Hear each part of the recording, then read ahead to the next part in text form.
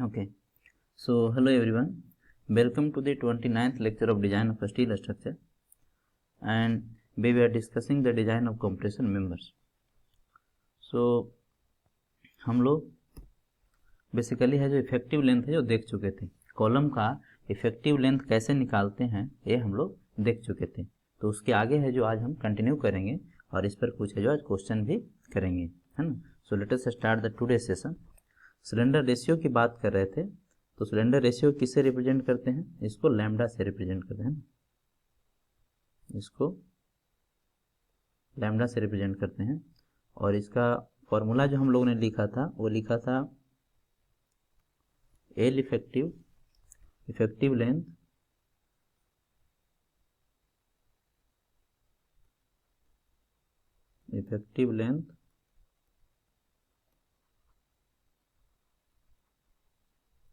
Upon radius of gyration.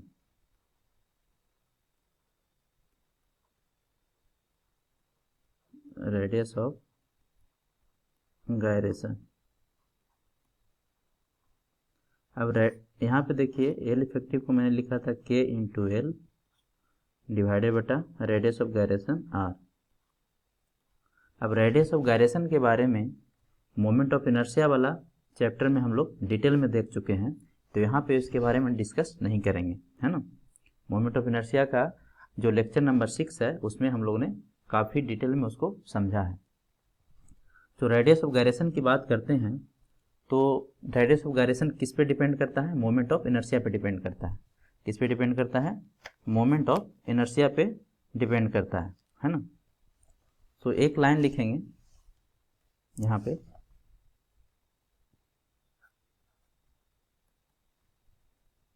Are बराबर क्या आया था? आर बराबर आया था अंडर रूट आई अपॉन ए। और इफेक्टिव लेंथ के बारे में ऑलरेडी हम लोग देख चुके हैं, तो इसमें जितना भी टर्मोलॉजी है इसके बारे में हम लोग ऑलरेडी डिस्कस कर चुके हैं। एक लाइन लिखिए, the radius of gyration is more if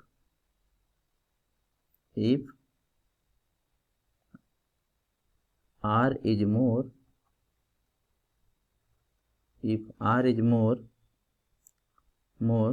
it means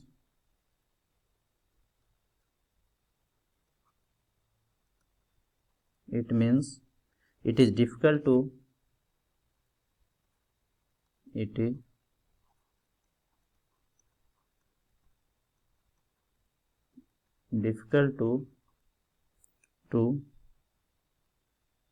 bend or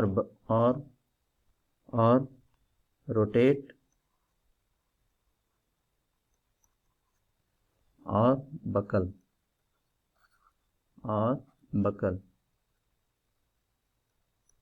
मतलब जिस एक्सिस के अबाउट रेडियस ऑफ गायरेशन ज़्यादा होगा उस एक्सिस के अबाउट क्या होगा, उसको बेंड करना या रोटेट करना या बकल करना क्या होगा, काफ़ी डिफिकल्ट होगा, है ना। ऐसा क्यों बोल रहे हैं? बकल द मेंबर इसमें लिख लीजिए, द मेंबर। ऐसा क्यों बोल रहे हैं? क्योंकि सिंस आर है जो आपका डायरेक्टली प्रोपोर्शनल टू क्या है? आई है, डायरेक्टली प्रोपोर्शनल टू आई है ना। तो जिस एक्सिस के बाद मोमेंट ऑफ इनर्शिया ज़्यादा होगा उस एक्सिस के बाद क्या होगा, आर भी ज़्यादा होगा, यानी उस पार्टिकुलर एक्सिस के बाद जो रोटेट करना या बकल करना क्या होगा, काफ़ी डिफिकल्ट होगा। अब देखिए इस कॉलम को एग्जाम्पल से समझते हैं। सपोज कीजिए कि आपका क्या है, एक्स है,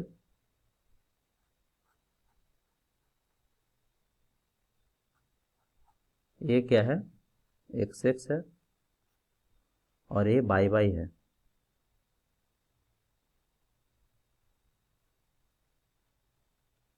ये एक्सिस क्या है, वाई है, ठीक है। तो एक्सिस के बाद रोटेशन कैसा होगा इसका? एक्सिस के बाद रोटेशन कुछ ऐसा होगा, इस तरह से एक्सिस के बाद। और वाई के बाद रोटेशन कैसा होगा, कुछ इस तरह से होगा,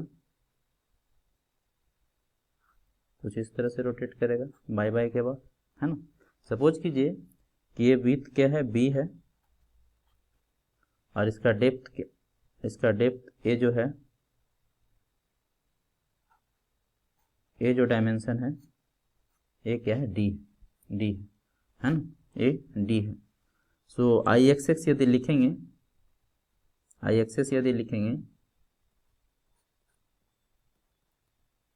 तो क्या लिखेंगे, B D cube by 12 parallel dimension into perpendicular का होल क्यूब डिवाइडेड बटा 12।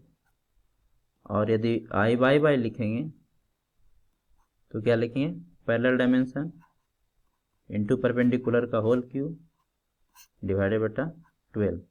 तो यहाँ पे कंक्लूजन, चूंकि आपका जो डी है मच लेस देन क्या है, बी है, इसीलिए हम बोल सकते हैं कि आई एक्स है जो क्या है, much greater than I Y होगा। दिस इम्प्लाई हम ये भी बोल सकते हैं कि जो radius of gyration R X होगा वो क्या होगा, much greater than R Y होगा, वाई होगा, है ना। तो देखिए कॉलम बेंड किसके अबाउट करेगा, वीकर एक्सिस के अबाउट, है ना, मतलब आई वाई के अबाउट क्या होगा, बेंड करेगा। देखिए सेम कॉलम यहाँ पे है मेरे पास, ठीक है, तो ये इसका वाई एक्सिस है, देखिए इसको, ये क्या है, वाई एक्सिस है, तो इसके अबाउट क्या होगा, इजिली बेंड कर जाएगा, इसके बाद क्या हो जाएगा, इजिली बेंड कर जाएगा बाई एक्सिस के बाद। लेकिन यदि एक्स एक्सिस के बाद इसको बेंड करें, हैं, so it is very difficult to bend about X axis, है ना, अबाउट एक्स एक्सिस, ठीक है।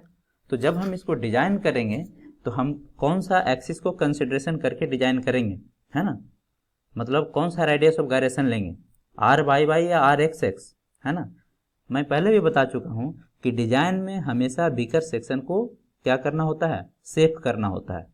तो हम कंसिडरेशन में किसको लेंगे, आर वाई के बेसिस पे डिजाइन करेंगे, है ना, आर वाई के बेसिस पे डिजाइन करेंगे, ठीक है।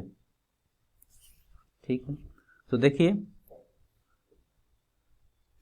एक्स एक्स यहाँ पे क्या हो जाएगा, यहाँ से कंक्लूजन लिख सकते हैं कि हियर चूंकि आई एक्स एक्स क्या है, ग्रेटर है आई वाई से, तो आपका एक्स एक्स क्या हो गया, एक्स एक्स हो गया आपका मेजर एक्सिस, इसको क्या बोल देते हैं, मेजर एक्सिस, और वाई वाई को क्या बोल दें, माइनर एक्सिस। 12th में जब इलिप्स पढ़े होंगे तो वहां पर भी दो एक्सिस आता था, मेजर एक्सिस और माइनर एक्सिस, ठीक है, क्लियर यहां तक। अब देखिए तो एक लाइन इसमें लिखिए, नोट करके एक लाइन लिखिए, इसमें क्या लिखेंगे, कहता है column always tends to buckle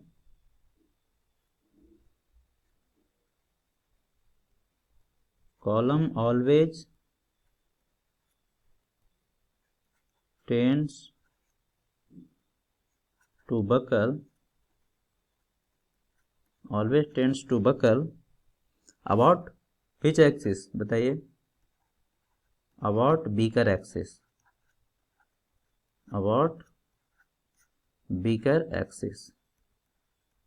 about beaker axis, है ना, एंड बीकर एक्सिस। अब देखिए सो यहाँ पे आपका क्या हो गया, बीकर एक्सिस क्या हो गया, इस यहाँ पे इस पार्टिकुलर केस में बीकर एक्सिस क्या हो गया, here I Y is weaker axis, ऐसा क्यों बोल रहे हैं, बिकॉज आई वाई क्या है, much less than I X X है।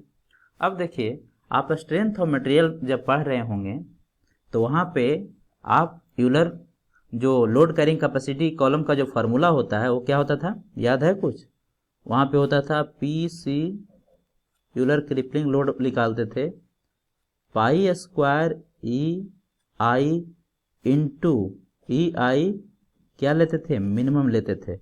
लेकिन रीजन शायद आप लोग को नहीं पता होगा कि क्यों मिनिमम लेते थे, एल इफेक्टिव का होल स्क्वायर, है ना।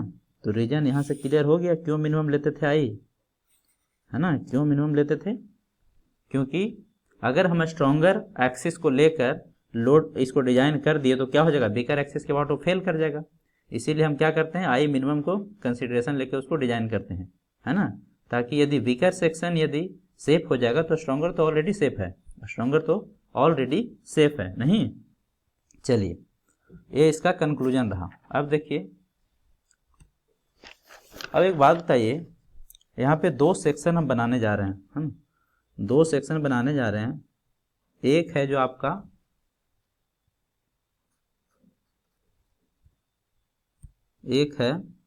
आपका होलो सेक्शन,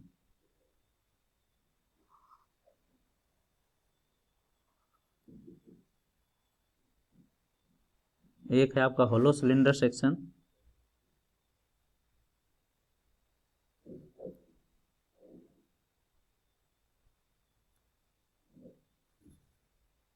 होलो सिलेंडर सेक्शन। इसका मास कहाँ होगा, यहाँ पे होगा, मतलब एरिया ऑफ रजिस्टिंग यही होगा, ये क्या होगा, एरिया ऑफ रजिस्टिंग होगा। और दूसरा है सॉलिड सेक्शन,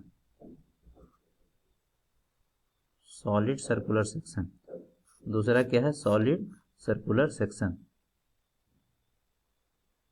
ये पूरा सॉलिड है, ये दोनों कॉलम है ना, ये आपका क्या है, solid circular section. Circular column भी होता है कि नहीं होता है, सॉलिड सर्कुलर सेक्शन। और ये है हॉलो सर्कुलर सेक्शन, ये क्या है, हॉलो, मतलब बीच में मटेरियल नहीं है, हॉलो सर्कुलर सेक्शन। हालांकि अभी मोमेंट ऑफ इनर्शिया इसका निकाले नहीं है, नेक्स्ट क्लास जो 7 लेंगे उसमें हम डिफरेंट सेक्शन का मोमेंट ऑफ इनर्शिया आपको निकाल के बताएंगे, है ना। तो जब इसका मोमेंट ऑफ इनर्शिया निकालते हैं तो ये देखा जाता है कि जो हॉलो का मोमेंट ऑफ इनर्शिया होता है वो क्या होता है, ज़्यादा होता है। हॉलो का मोमेंट ऑफ इनर्शिया क्या होता है, ज़्यादा होता है सॉलिड से, है ना। इसका मतलब क्या हो, यहाँ से क्या कंक्लूजन निकलता है कि जो हॉलो सर्कुलर सेक्शन होगा वो उसका क्या होगा, ज़्यादा लोड कैरिंग कैपेसिटी होगा, उसका क्या होगा, ज़्यादा लोड कैरिंग कैपेसिटी होगा। तो हॉलो सर्कुलर सेक्शन का क्या होगा, लोड कैरिंग कैपेसिटी ज़्यादा होगा, है ना। यहाँ से एक कंक्लूजन ये निकलता है। अब देखिए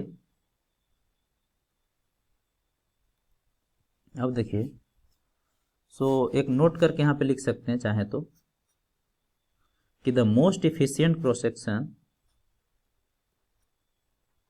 the most efficient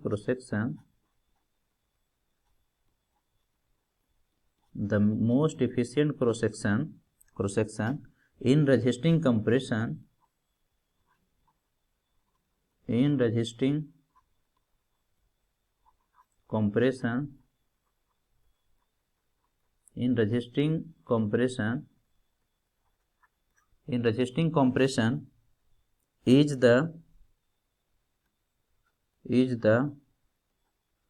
hollow circular section,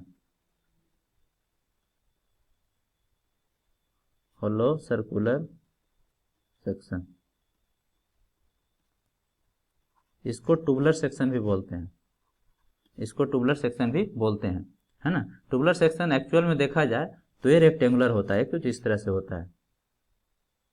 आपको बेसिक क्लास में, इंट्रोडक्शन क्लास में बताए भी थे ट्यूबुलर सेक्शन, ये भी होलो ही होता है, बट एक कुछ ऐसा होता है, ना। रेक्टेंगुलर भी हो सकता है आपका, स्क्वायर भी हो सकता है, ठीक है। अब देखिए तो हम लोग बेसिकली देख चुके किसके बारे में, लैम्डा के बारे में हम लोग देख चुके हैं, सिलेंडर रेशियो के बारे में हम लोग देख चुके हैं, ठीक है। सो देखिए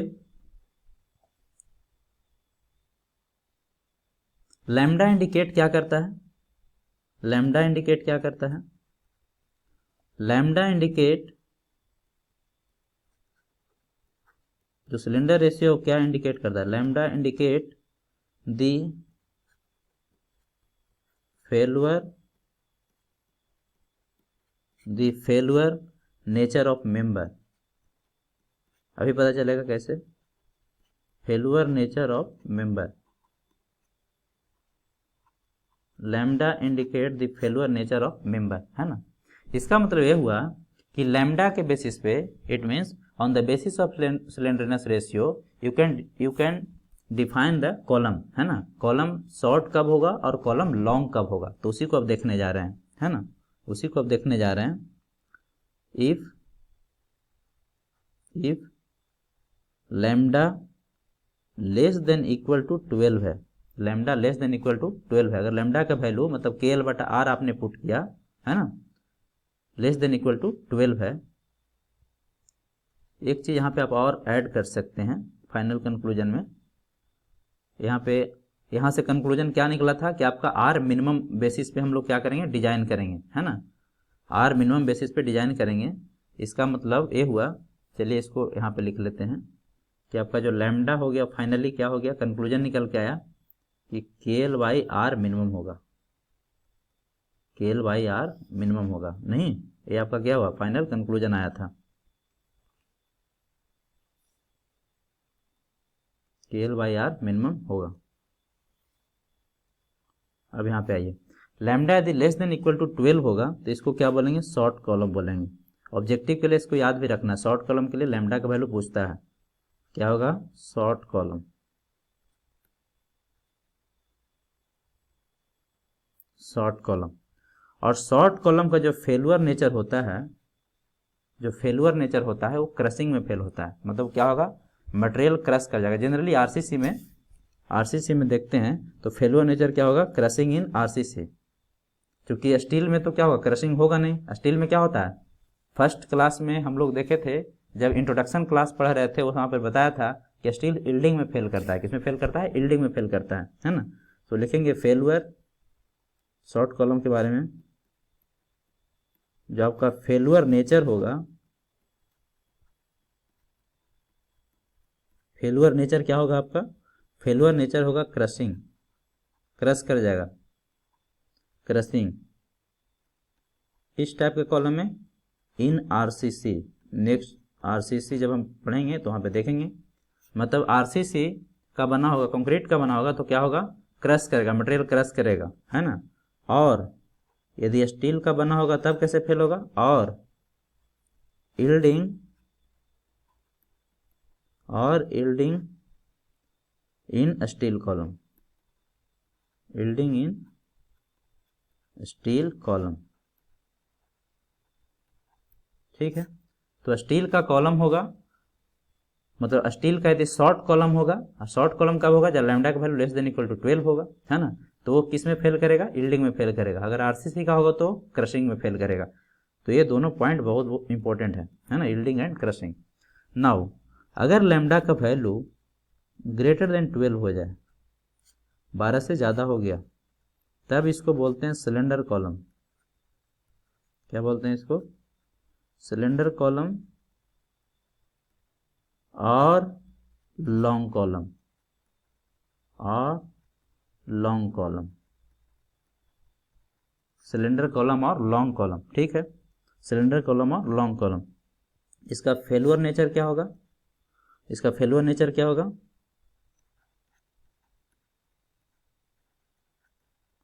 फेलुअर नेचर जो होगा, फेलुअर नेचर जो होगा वो क्या होगा, बकलिंग होगा, बकलिंग होगा, है ना, बकलिंग होगा, बकलिंग होगा, है ना।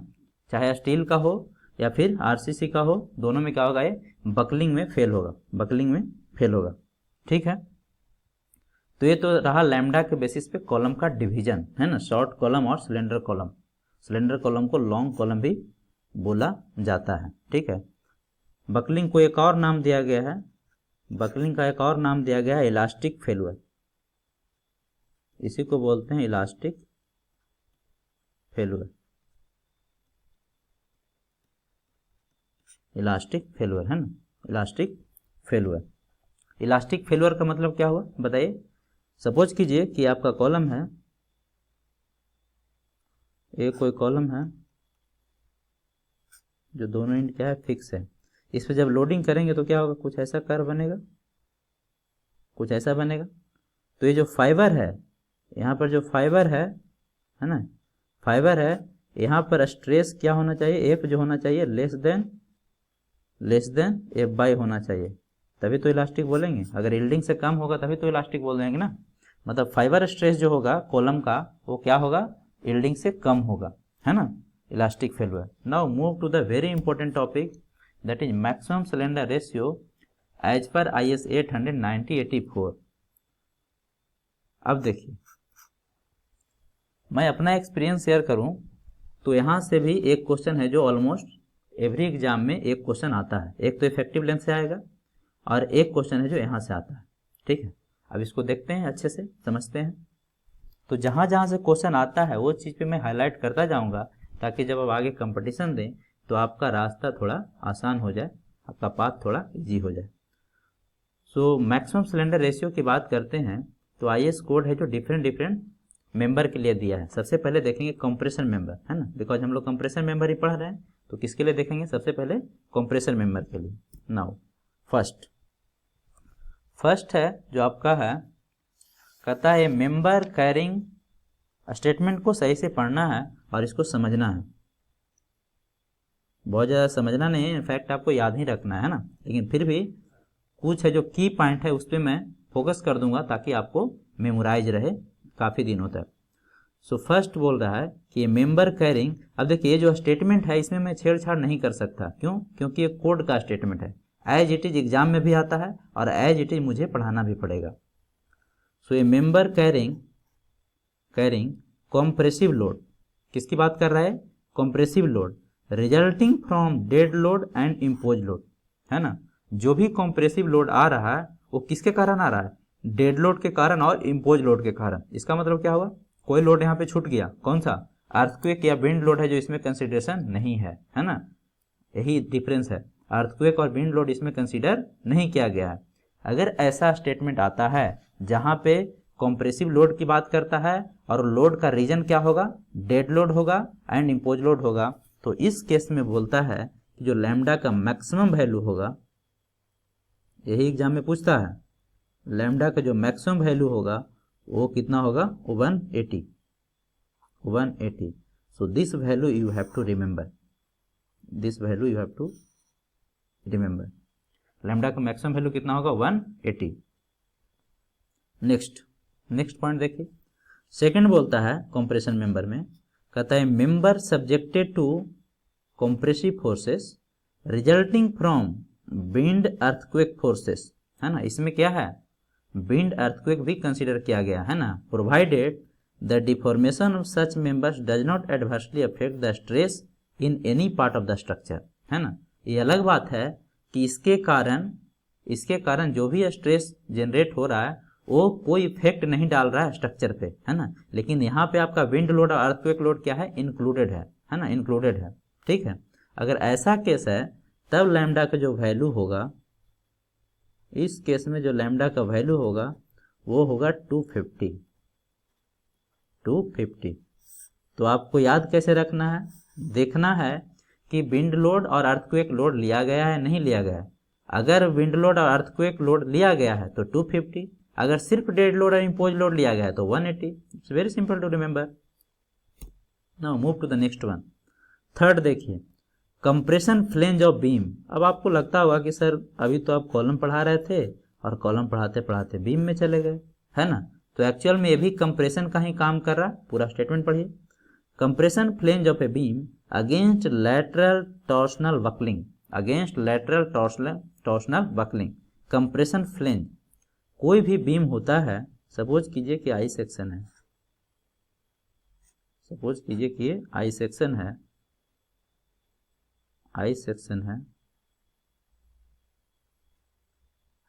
और आप हैं जो इस पे लोडिंग लगा रहे हैं, इस पे लोडिंग है जो क्या कर रहे हैं, लगा रहे हैं, है ना। तो जब इस पे लोडिंग लगाएंगे, जब इस पे आप लोडिंग करेंगे तो ये जो फ्लेंज है ना, ये क्या, इसको फ्लेंज बोलते थे और इसको वेब बोलते थे। बेसिक एक बार क्लियर हो गया फिर तो स्टील स्ट्रक्चर बहुत सिंपल है। तो जब इस पे आप लोडिंग करेंगे तो जो कंप्रेशन फ्लेंज, ये जो फ्लेंज है उसमें क्या आएगा, कंप्रेशन आएगा। अरे बहुत सिंपल है यार, देखो इधर ये आपका क्या है, एक बीम है। जब इस पे आप लोडिंग करेंगे, जब इस पे लोडिंग करेंगे तो क्या होगा, कुछ इस तरह से होगा, कुछ इस तरह से होगा, क्लियर है, कुछ इस तरह से होगा। तो जो टॉप फाइबर है जिसको हम कंप्रेशन फ्लेंज बोल रहे हैं, इसमें क्या आएगा, कंप्रेशन आएगा कि नहीं, कंप्रेशन आएगा। और बॉटम में क्या आएगा, टेंशन आएगा, ठीक है। तो जो टॉप फाइबर हुआ है ना, मतलब जो ऊपर वाला फ्लेंज है उसमें क्या आएगा, कंप्रेशन आएगा, है ना। तो बीम होते हुए भी क्या है, ऊपर वाला कंप्रेशन में है। वही कहता है compression flange of beam against lateral torsional buckling. देखिए इसके कारण क्या होता है, कभी कभी जब एक्सेसिव लोड लगाते हैं तो ये जो कंप्रेशन फ्लेंज है वो क्या होता है, बकल कर जाता है। वो क्या होता है, बकल कर जाता है। नहीं समझ में आया तो कोई बात नहीं, और अच्छा बात है, अभी देखते हैं, अब तो क्लियर होगा। ये देखिए ये है रियल सिचुएशन, ये है आपका रियल इंजीनियरिंग फील्ड का सिचुएशन, जहाँ पे देखिए इसमें एक्सेस लोडिंग के कारण क्या हुआ है, ये बेचारा घूम गया है ना, ये है जो बकल कर गया, देखो ये क्या हो गया, बकल कर गया, है ना। इसी को बोलते हैं टॉर्सनल बकलिंग। क्या बोलते हैं इसको, टॉर्सनल बकलिंग, ठीक है। अगर ऐसा केस है, compression flange of a beam against lateral torsional buckling, अगर ऐसा केस है तो जो लैम्डा का वैल्यू होगा, जो लैम्डा का आपका मैक्सिमम वैल्यू होगा वो होगा 300। तो क्लियर है ना, एक्सप्लेनेशन क्लियर है। चलिए move to the next one. Compression member खत्म हो गया, है ना। अब देखिए होता क्या है, इसमें बहुत सा कंफ्यूजन होता है लड़कों को, इसीलिए मैं कंप्रेशन को अलग पढ़ा रहा हूँ, टेंशन को अलग पढ़ाऊंगा, है ना, टेंशन को अलग पढ़ाऊंगा। टेंशन मेंबर जब पढ़ा रहे तो वहाँ पे डिस्कस नहीं किए थे, क्योंकि वहाँ पे हमको सिलेंडर रेशियो के बारे में नहीं पता था, एल इफेक्टिव क्या होता है इसके बारे में नहीं पता था, है ना। तो देखिए 1 बाय 1 करके कहता है tension member in which a reversal of direct stress, reversal of direct stress due to load other than wind earthquake force occur, है ना। एक्चुअल में तो ये टेंशन मेंबर है, लेकिन रिवर्सल, देखिए रिवर्सल मतलब क्या हुआ, मतलब कभी कभी कंप्रेशन भी आ सकता है।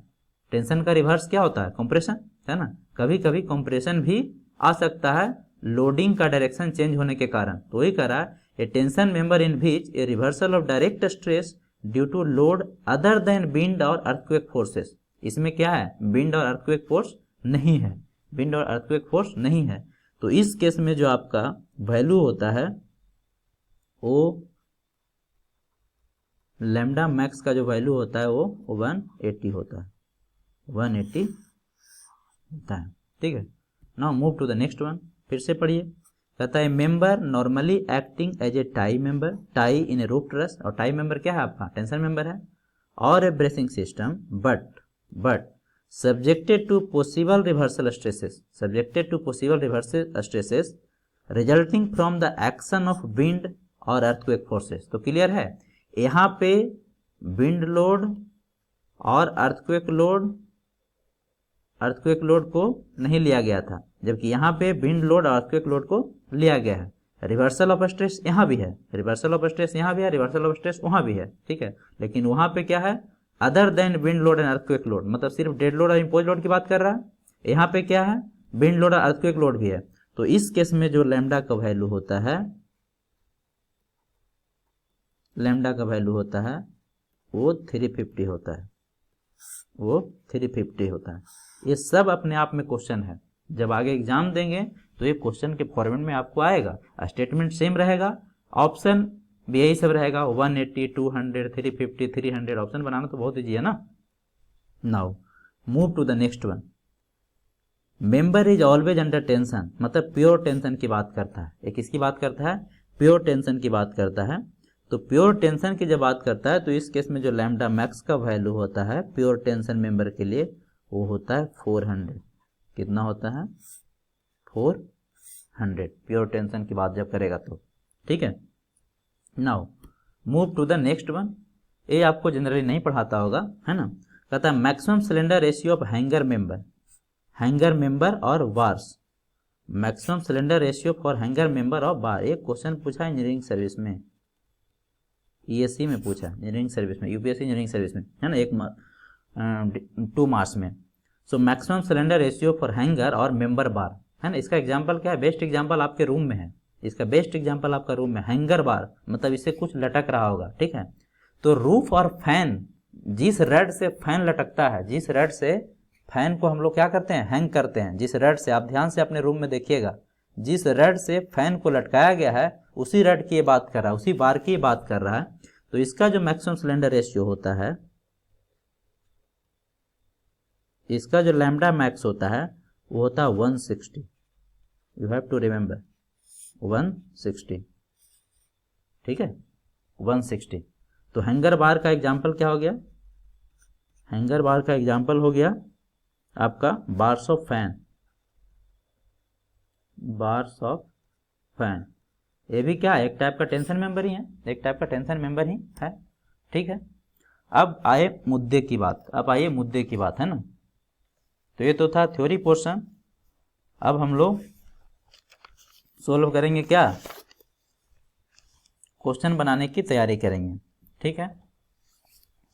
So calculation of design compressive strength of column, calculation of design compressive strength of column, column कितना लोड लेगा इसका हमें कैलकुलेशन करना है। हर चैप्टर में तो यही काम करते हैं फाइनली, है ना। Calculation of design compressive strength of column, design compressive strength of column मतलब कितना लोड है जो लेगा, और you can say load carrying capacity of column, है ना। सो लोड कैरिंग कैपेसिटी जनरली हम लोग किससे डील कर रहे हैं, WSM की बात करेंगे, क्योंकि यही आपका सिलेबस में है फिलहाल, है ना। Working stress method, limit state है जो बाद में पढ़ेंगे जब पूरा स्टील स्ट्रक्चर वर्किंग स्ट्रेस से कंप्लीट हो जाएगा तब, ठीक है। So calculation of design compressive strength of column, मान लेते हैं कि आपका डिजाइन कंप्रेसिव स्ट्रेंथ क्या है, P है, क्या है, PC है, डिजाइन कंप्रेसिव स्ट्रेंथ PC है। तो PC जो होता है वो होता है gross area into sigma AC, sigma AC, है ना। तो कंप्रेशन मेंबर को किससे मतलब है, ग्रॉस एरिया से मतलब है, किससे मतलब है, ग्रॉस एरिया से मतलब है। आपका PC क्या हो गया यहाँ पे, PC हो गया डिजाइन कंप्रेसिव स्ट्रेंथ, और से डिजाइन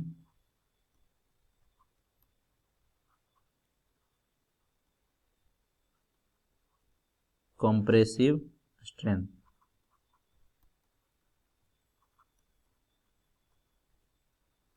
डिजाइन कंप्रेसिव स्ट्रेंथ और safe load, safe load carrying capacity, carrying capacity किसका, कॉलम का, सेफ लोड कैरिंग कैपेसिटी, ठीक है। ये क्या होगा, gross area of the section, ये क्या होगा, ग्रॉस एरिया, ग्रॉस एरिया। इस चैप्टर में नेट एरिया को भूल जाइए, ग्रॉस एरिया, है ना, ग्रॉस एरिया। सिग्मा AC क्या है, सिग्मा AC है permissible axial compressive stress, permissible axial compressive stress, compressive stress, permissible axial compressive stress, है ना। अब देखिए यहाँ पे अगर ध्यान से देखा जाए तो ए तो क्या है, सेक्शनल प्रॉपर्टी है, ए आपको मिल जाएगा, है ना, एरिया दिया हुआ रहेगा। मेन मुद्दा है आपका AC निकालना, सिग्मा AC निकालना, परमिसिबल एक्सियल कंप्रेसिव स्ट्रेस। तो परमिसिबल एक्सियल कंप्रेसिव स्ट्रेस देखते हैं, जो सिग्मा AC का वैल्यू होगा वो आपका 0 पॉइंट, याद होगा आपको पहले से, 6 इंटू F/, होगा किसके लिए, किसके लिए, फॉर शॉर्ट कॉलम,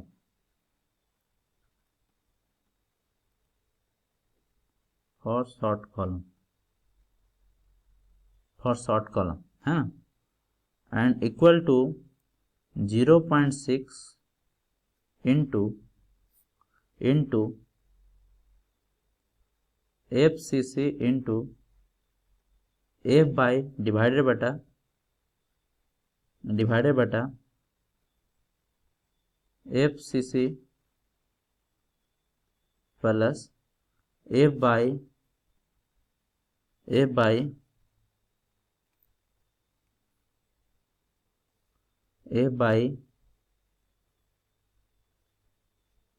यहाँ भी पावर में n, यहाँ भी पावर में n और होल के पावर में 1/n, होल के पावर में 1/n। ठीक है, इस किसके लिए? फॉर लॉन्ग कॉलम,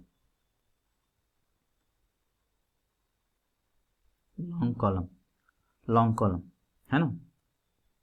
लेकिन सिग्मा एसी का वैल्यू लेंगे क्या? जब हमें सपोज कीजिए फार्मूला से ही कैलकुलेट करना पड़ जाए। एक्चुअली सिग्मा एसी कैलकुलेट करने का दो तरीका है, एक तो आपका फार्मूला से और दूसरा है जो टेबल से। ज़्यादातर क्वेश्चन है जो टेबल से ही बनेगा, है ना। ज़्यादातर क्वेश्चन है जो आपका टेबल है जो एग्जाम में दे देगा, उसके बेसिस पे आपको निकालना होगा। ठीक है, बट कभी कभी क्या होता है, आपको फार्मूला से भी निकालने के लिए बोलेगा। ठीक है, रेयर केस में, खास करके कंपटीशन में। सो अब देखिए एग्जाम में ना तो शॉर्ट कॉलम होगा, जनरली हमारा लॉन्ग कॉलम होगा, जनरली क्या होगा, लॉन्ग कॉलम होगा। ठीक है, लेकिन कुछ नहीं बोले तो हम क्या करेंगे, दोनों में मिनिमम वैल्यू ले लेंगे, दोनों में क्या करेंगे, मिनिमम वैल्यू ले लेंगे, वही हमारा सिग्मा एसी का वैल्यू हो जाएगा। ठीक है, वही क्या हो जाएगा, सिग्मा एसी का वैल्यू हो जाएगा, है ना। ये जो फॉर्मूला है आपको, ये जो फॉर्मूला है ये वाला, ये किसी साइंटिस्ट ने दिया है, गिवन बाई, तो इनका नाम भी याद रखिएगा, कभी कभी इनका नाम पूछता है, given by Rankine's and Merchant. नाम बड़ा अच्छा है, Rankine's and Merchant, MERCHANT, Rankine's and Merchant. इसीलिए रैंकिन्स एंड मर्चेंट फार्मूला भी इसको बोला जाता है, रैंकिन्स एंड मर्चेंट। ठीक है, FCC into F by divided बटा FCC के power n plus F by के पावर n और ओवरऑल के पावर क्या है, 1/n। ठीक है, अभी n क्या है, n क्या है, सो n है जो आपका, n को बोलते हैं इम्परफेक्शन फैक्टर, इम्परफेक्शन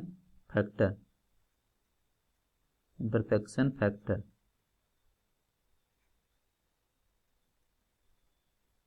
इसका जो वैल्यू आपको लेना है 1.4 लेना है। कितना लेना है, 1.4 लेना है। FCC क्या है,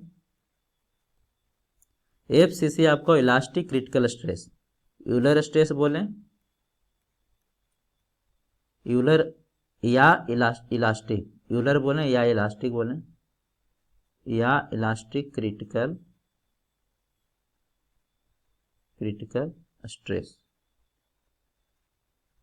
यूलर या इलास्टिक क्रिटिकल स्ट्रेस। ठीक है, stress of course in compression, है ना, इन कंप्रेशन, इन कंप्रेशन। और जो FCC का वैल्यू होगा वो कहाँ से निकलेगा, pi square E upon lambda का होल स्क्वायर, और क्या लिख सकते हैं, पाई स्क्वायर E डिवाइडेड बटा KL बाई R का होल स्क्वायर भी लिख सकते हैं, R का होल स्क्वायर भी लिख सकते हैं, है कि नहीं। एक तो रहा कि सिग्मा एसी का वैल्यू आप इस तरह से फार्मूला से निकाल लेंगे, है ना। दूसरा क्या है, दूसरा तरीका क्या है, दूसरा तरीका है कि आप कोड में जाइए। कहाँ जाइए, कोड में। फिर से आ गया कोड, पेज नंबर 39 देखिएगा जरूर, पेज नंबर 39, IS 800 9084 जरूर कोड में देखिएगा, पेज बहुत काम का है।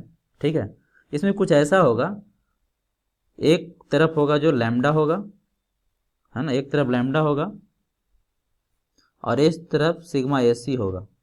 सिग्मा एसी डिफरेंट किसके लिए, यील्ड स्ट्रेस के लिए, क्योंकि देखिए यील्ड स्ट्रेस पे भी डिपेंड कर रहा है ना। एफ वाई क्या है, यील्ड स्ट्रेस है, वो तो आपको पता ही है। तो डिफरेंट यील्ड स्ट्रेस के लिए 250, जनरली 99% क्वेश्चन आपका एफ वाई इक्वल टू 250 के लिए पूछता है ना। जब हमारा यील्ड स्ट्रेस कितना हो, 250 हो, तो उसी के लिए जनरली पूछता है। तो एफ वाई एक तरफ लैम्डा होगा, एक तरफ सिग्मा एसी होगा, है ना, और इस तरह से इसका वैल्यू दिया हुआ रहेगा, इसका दिया हुआ रहेगा, इधर कुछ वैल्यू होगा, इधर कुछ होगा, इधर कुछ होगा, ऐसे होगा, इस तरह से, है ना। अगर दो लैम्डा के बीच का वैल्यू की जरूरत पड़े तो हमें क्या करना पड़ेगा, इंटरपोलेशन करना पड़ेगा, है ना। देखो ऐसे समझ में आएगा नहीं, अब इसको क्वेश्चन कर देते हैं तो ज़्यादा ईजी हो जाएगा। So let us start the question, है ना। तो देखिए ये यूपीएससी इंजीनियरिंग सर्विस में का पूछा हुआ क्वेश्चन है। कहता है ISWB Indian standard wide flange beam बोलते थे इसको, है ना। मैं वहाँ भी बताया था इंट्रोडक्शन क्लास में कि ISWB और ISHB नाम तो इसका बीम है, लेकिन एज ए कॉलम भी इसको यूज करते हैं। क्यों? क्योंकि इसका वेट बहुत ज़्यादा होता है, तो क्या करते हैं, इसको एज ए कॉलम है जो इसको यूज कर लेते हैं, है ना। So ISWB 300 is use as a column of height 6 metre. Height कितना है, 6 metre. Fixed at base, hinged condition ध्यान से पढ़ना है, fixed at base and hinged at top, मतलब एक इंड है जो इसका फिक्स है, दूसरा इंड क्या है, हिंज्ड है। Find the permissible compressive load on the column. क्या क्या दिया हुआ है आपका, कुछ दिया हुआ है इस तरह से, इसका प्रॉपर्टीज दिया हुआ है। फॉर ISWB 300 का प्रॉपर्टी दिया हुआ है। अब देखिए एक इंपॉर्टेंट इंफॉर्मेशन, हर क्वेश्चन में आपको प्रॉपर्टी की जरूरत पड़ेगी, मतलब जो भी सेक्शन दिया हुआ रहेगा उसका प्रॉपर्टीज की जरूरत पड़ेगी। प्रॉपर्टीज मतलब उसका मोमेंट ऑफ इनर्शिया क्या होगा, रेडियस ऑफ गायरेशन क्या होगा, है ना। तो ये सब का वैल्यू है जो कहाँ दिया हुआ है, जो प्रॉपर्टीज ऑफ स्टील स्ट्रक्चर है ना, उसका दिया हुआ है आपको। कहाँ पे दिया हुआ है, इधर नोट करके लिख लीजिए, IS handbook number 1, handbook number as it is ऐसे लिखा रहेगा, हैंडबुक नंबर 1, है ना। इसका कोड है क्या, SP61, किसी स्टूडेंट ने पूछा भी था, SP61 9064, SP61 9064। इसमें क्या है कि अगर आई सेक्शन है तो आई सेक्शन है तो उसको आपको मान लें कि ISW 300 है, तो इसका ग्रॉस एरिया क्या है, जैसे ग्रॉस एरिया इसका है आपका दिया हुआ है 6133 इसका ग्रॉस एरिया है mm²। तो ये कहाँ से लिखें, ये तो एक्चुअल में क्वेश्चन में दे रखा है, लेकिन यदि नहीं दे रखा है, खास करके सेमेस्टर एग्जाम में अगर नहीं देता हो तो आपको ये हैंडबुक अलाउ होता है एग्जाम में, ठीक है। आजकल सेमेस्टर एग्जाम में भी देखते हैं क्वेश्चन में ही देता है प्रॉपर्टी IXX। तो इस हैंडबुक को मैं है जो लिंक प्रोवाइड करा दूंगा और व्हाट्सएप ग्रुप पे भी सेंड कर दूंगा। IXX 98.21 इंटू 10⁶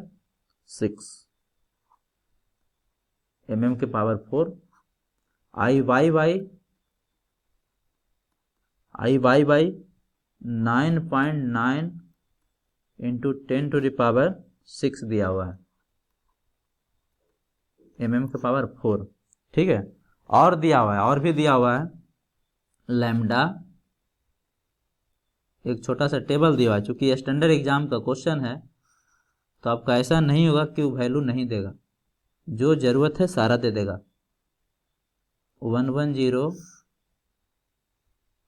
नीचे 120, इधर सिग्मा SC का वैल्यू दिया हुआ है 72 और 64।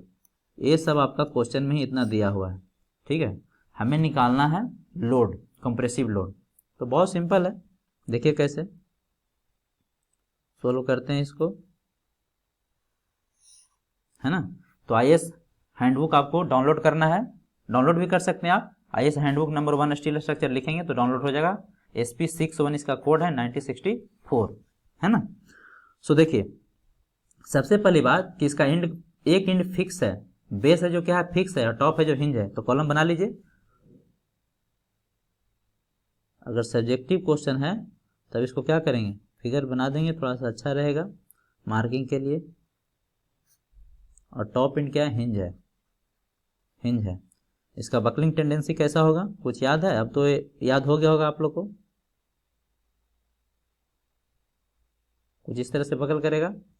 ये इसका होता था एल इफेक्टिव, एल ई, है ना। इसी को क्या बोले थे, K इंटू एल, और जिसका वैल्यू होता था, कुछ याद है इसके लिए, 1 इन फिक्स्ड 1 इन हीन, ये होता था 0.80L, है ना। तो ये सब याद होना चाहिए आपको, नहीं याद होगा तो क्वेश्चन नहीं बनेगा, ठीक है। तो सबसे पहले क्या निकालेंगे बताइए, लैम्डा निकालेंगे, क्योंकि देखिए क्वेश्चन एक्चुअल में हमें करना क्या है, पीसी निकालना है। तो पीसी बराबर लिखेंगे ए इंटू सिग्मा एसी, है ना। ए का वैल्यू तो दिया हुआ है, ए का वैल्यू दिया हुआ है, सिग्मा एसी की जरूरत पड़ेगी। और सिग्मा एसी किस पे डिपेंड करता है, लैम्डा पे। और लैम्डा किस पे डिपेंड करता है, रेडियस ऑफ गायरेशन पे, है ना, रेडियस ऑफ गायरेशन पे, और इफेक्टिव लेंथ पे भी डिपेंड करता है। तो लैम्डा बराबर क्या लिखेंगे, KL बाई आर, बट ध्यान से कौन सा आर लेंगे बताइए, आर क्या होगा बताइए, आर तो होता है under root I by A, but I कौन सा लेंगे, यहीं पे क्वेश्चन फंसेगा, है ना। आई कौन सा लेंगे, बिकर सेक्शन वाला। तो बिकर सेक्शन क्या, आई बाई, देखिए जिसका वैल्यू कम रहेगा, ये है 9.9 इंटू 10⁻6, ये है 98.21 इंटू 10⁻6। तो बिकर सेक्शन क्या है, आई बाई, तो यहाँ से निकाल लीजिए, अंडर रूट 9.9, मतलब यहाँ पे कौन सा लेंगे, आर बाई लेंगे, है ना, 9.9, और इसको लिख सकते हैं आई बाई, थोड़ा एलोबरेट कर देता हूँ क्योंकि पहला क्वेश्चन है। तो 9.9 इंटू 10⁻6 डिवाइडेड बटा एरिया तो दिया हुआ है आपको 6133। So after solving you will be getting 40.177, 40.177 क्या mm, आर बाई आर निकल गया, है ना, आर क्या हो गया, निकल गया, यही है जो क्या हो जाएगा, आर मिनिमम हो जाएगा, यही आपका आर मिनिमम हो जाएगा। के एल का वैल्यू 0.8 है, 0.8 इंटू एल कितना दिया हुआ है, 6 मीटर, 6 इंटू 1000 से गुना कर दीजिए, एम में कन्वर्ट हो जाएगा, डिवाइडेड बटा आर बाई कितना लाया है, 40.177। इसको जब आप सोल्व करेंगे तो लैम्डा का वैल्यू आ रहा है, वो आ रहा है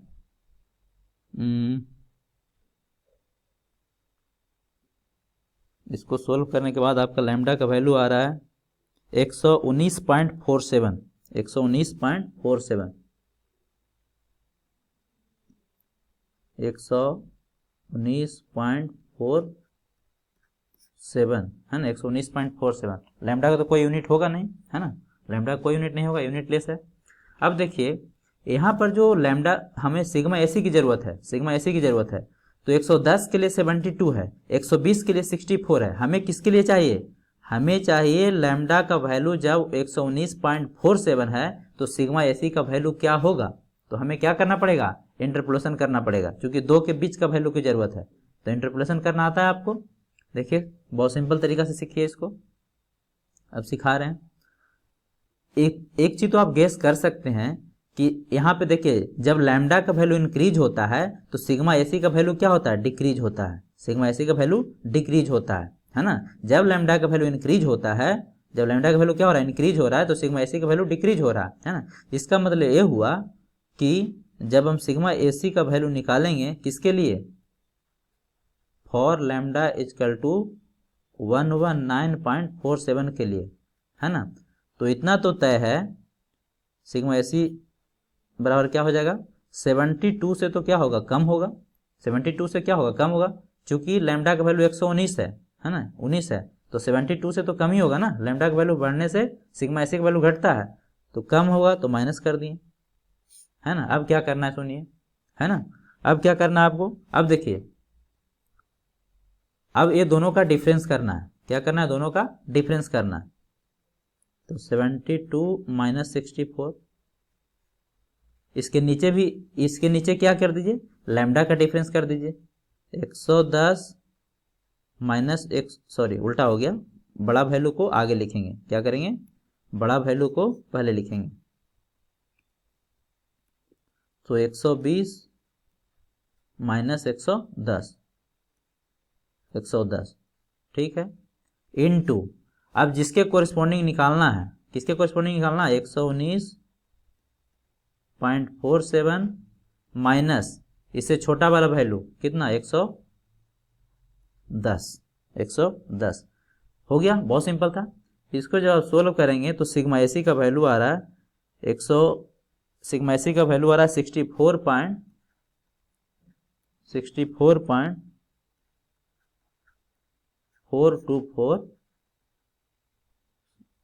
64.4 क्या न्यूटन पर एमएम स्क्वायर आएगा, न्यूटन पर एमएम स्क्वायर,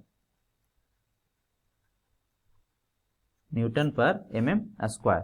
ठीक है, अब हमें क्या निकालना है, अब हमें निकालना है पीसी। तो पीसी बराबर ए इंटू सिग्मा एसी।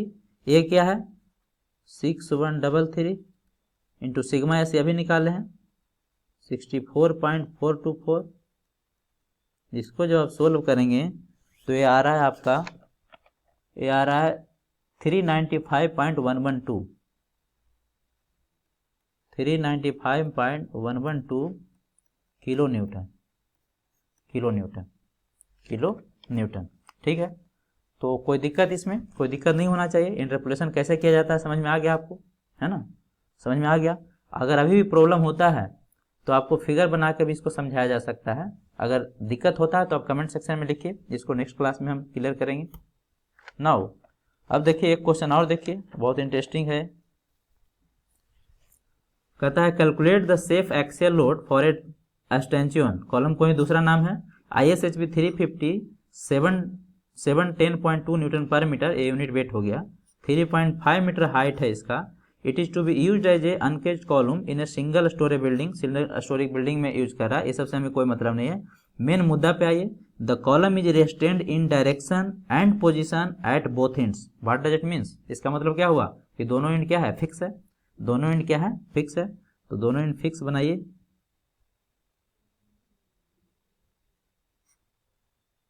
ये क्या हो गया आपका, दोनों एंड फिक्स हो गया। और जब ये दोनों एंड फिक्स हो गया तो इसका आपका बकलिंग कैसा होता था, कुछ इस तरह से होता था। और ये इसका क्या होता था, एल इफेक्टिव होता था, जिसका वैल्यू कितना होता था, के इंटू एल। इसको लिखते थे 0.65 एल। अब समझ में आया, हर क्वेश्चन में यूज होगा ये। अब देखिए बहुत सिंपल है, इसका प्रॉपर्टीज है जो आपका दिया हुआ है, इसका प्रॉपर्टीज दिया हुआ है, कहता है properties of ISHB, properties of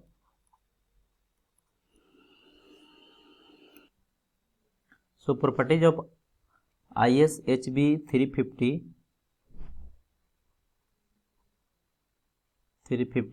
has been given in the question.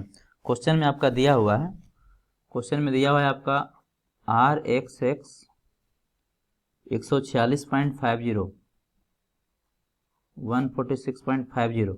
अगर नहीं दिया हुआ रहेगा, सपोज कीजिए नहीं दिया हुआ है, तो आपको कहाँ जाना होगा, आपको जाना होगा IS हैंडबुक नंबर 1 में, है ना, SP 6A 1964 में, है ना, वहाँ पे आपको जाकर ये सब वैल्यू निकालना होगा।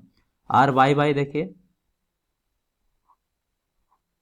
RYY दिया हुआ है आपका 52.20 52.20, ऑफ कोर्स mm होगा, mm। एरिया आपको ग्रॉस एरिया दिया हुआ है, ग्रॉस एरिया दिया हुआ है 9221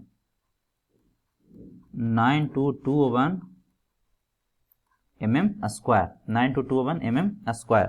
ठीक है, अब देखिए सबसे पहले हमें क्या निकालना होगा, लैम्डा का वैल्यू निकालना होगा, लैम्डा का वैल्यू निकालना होगा। ठीक है, चूंकि जब लोड कैरिंग कैपेसिटी हम निकालेंगे तो P बराबर क्या लिखेंगे, PC बराबर लिखेंगे A into sigma a c, A into sigma a c. A का वैल्यू तो दिया हुआ है, सिग्मा एसी की जरूरत पड़ेगी, है ना, तो सिग्मा एसी की जब जरूरत पड़ेगी, सिग्मा एसी किससे रिलेटेड है, लैम्डा से रिलेटेड है, लैम्डा से रिलेटेड है। ठीक है, तो हमें टेबल से ही बनाना है। तो देखिए सबसे पहले आप क्या निकालिए, लैम्डा, लैम्डा बराबर क्या होता है, KL by R, KL by are.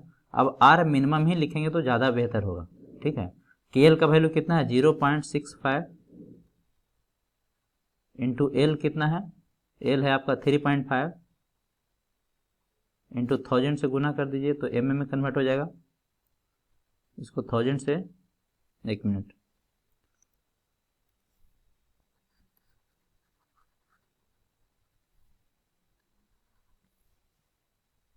इसको 1000 से आप मल्टीप्लाई कीजिए के एल का वैल्यू है 0.65 into L 3.5 multiply by 1000 converted into mm divided बटा आर मिनिमम। अब आर मिनिमम क्या होगा, आर बाई और आर एक्सेस में दोनों मिनिमम क्या है देखिए 52.20, तो 52.20 जब इसको सोल्व करेंगे, इसको जब आप सोल्व करेंगे तो सोल्व करने के बाद आ रहा है 43.58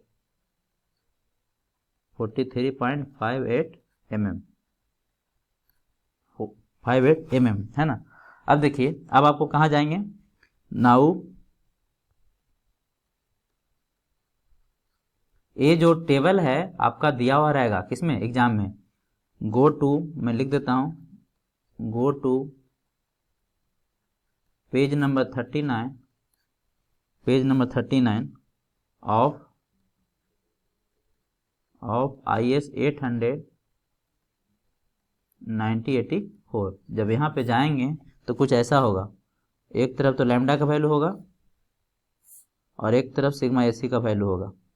तो लैम्डा का वैल्यू चूंकि 43.58 आया है, यानी हमें किसके किसके बीच आएगा वैल्यू, ये 40 और 50 के बीच में आएगा। तो 40 के कोरस्पोंडिंग होता है इसका वैल्यू 139 और 50 के कोरस्पोंडिंग होता है 132, है ना 132। हमें क्या करना पड़ेगा, इंटरपोलेशन करना पड़ेगा, चूंकि लैम्डा का वैल्यू 40 और 50 के बीच में आ रहा है, ठीक है। So now sigma AC for lambda is equal to 43.58 हमें निकालना है। तो सिग्मा एसी बराबर क्या लिखें बताइए, अब आप एक्सपर्ट हो गए। देखिए, जब लैम्डा का वैल्यू इंक्रीज हो रहा है तो सिग्मा एसी का वैल्यू क्या हो रहा है, डिक्रीज हो रहा है। इसका मतलब ये हुआ कि सर सिग्मा एसी का वैल्यू 139 से तो कम होगा, इस बात की पूरी गारंटी है। तो 139 से कम होगा तो 139 माइनस है ना, क्या कीजिए, ऊपर सिग्मा एसी वाला ही आएगा, ऊपर सिग्मा एसी वाला ही आएगा, क्योंकि हमें यूनिट डायमेंशन नाम का भी कोई चीज होता है ना। डायमेंशन दोनों तरफ क्या होना चाहिए, लेफ्ट राइट बराबर होना चाहिए, ठीक है। तो ऊपर क्या होगा 139 माइनस 132 डिवाइडेड बटा नीचे लैम्डा 50 माइनस 40, ये तो डायमेंशन लेस है, इनटू फिर डायमेंशन लेस क्वांटिटी जो निकालना है कितना 43.58 माइनस कितना 40। इसको जब आप सोल्व करेंगे, इसको जब आप सोल्व करेंगे तो सोल्व करने के बाद आ रहा है 136.49 न्यूटन पर mm स्क्वायर, ठीक है। यही हमारा टारगेट था। नाउ पीसी अब निकाल सकते हैं, पीसी ए इंटू सिग्मा एसी, ए कितना है 9221 इंटू सिग्मा एसी कितना है 136.49 and after multiplying you will be getting 1258.57 kilo Newton. So this is your answer, एक क्वेश्चन आपका इस टाइप से एग्जाम में आता है, चाहे वो कंपटीशन हो। इसको बोलते हैं एनालिसिस टाइप का क्वेश्चन। ये क्या हम लोग कर रहे हैं, एनालिसिस टाइप का है, डिजाइन का नहीं है। ये क्या है, एनालिसिस टाइप का है। सब चीज दिया हुआ है, कितना लोड कैरी करेगा कॉलम में आपको निकालना है, ठीक है। नाउ ये तो रही, अब आपकी बारी। अब आपको क्या करना है, एक क्वेश्चन आपको सोल्व करना है, as it is same question है, ठीक है, सेम क्वेश्चन है। आपको हैंडबुक में जाना है, ISHB 250 का प्रॉपर्टीज लिखना है ना, HB 250 at the rate of 500, इसका यूनिट वेट ध्यान देना है ना, ठीक है। ये क्या है आपका, ये आपको हाइट हो गया, 500 क्या हाइट है ना, ठीक है। The length of the column is क्या दिया हुआ है 375 मीटर, 375 मीटर है ना, 375 मीटर, ठीक है। ISHB है, लेंथ ऑफ द कॉलम दिया हुआ है 375 मीटर है ना। इसमें और इसमें कंफ्यूज नहीं होना, ये लेंथ है और ये आपका क्या है, डेप्थ है, ये आपका डेप्थ है।